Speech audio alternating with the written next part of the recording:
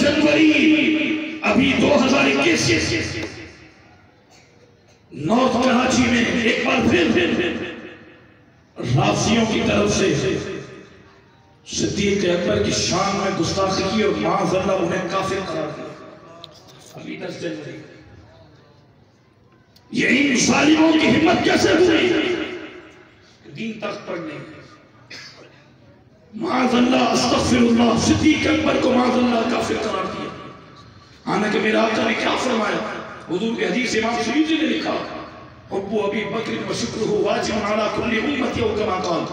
حضور نے تو فرمایا ابو بکر کی محبت اور اس کا شکریہ ادا کرنا میری امت پر واجب ہے. ہم نے یہ شکریہ ادا کیا کہ شہر کراچی میں نارتھ کراچی میں بیٹھ کر رافضی صدیق اکبر کے خلاف بکواس کرے اور کوئی بڑی بات نہیں ہے.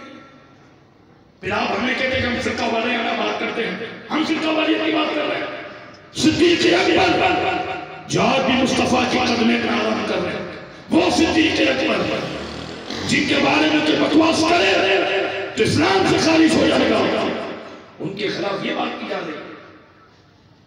لیکن اس لیے ہو رہا ہے یہ سب کچھ کہ دین تخت پر نہیں. دین تخت پر ہوتا تو کسی چوڑے میں یہ ہمت نہ ہوتی کہ ابو بکر صدیق کے خلاف کوئی بات کرتا. لہذا لبیک والو ہر ظلم کے خلاف ہمیں اٹھنا ہے.